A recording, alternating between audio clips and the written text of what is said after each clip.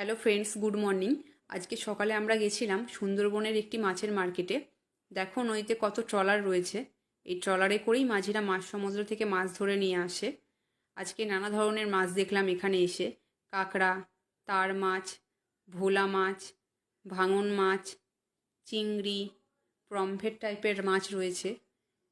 এছাড়া ইলিশ রয়েছে, যেহেতু বর্ষার সিজন চলছে সেই জন্য ইলিশটা এখন বেশি উঠছে।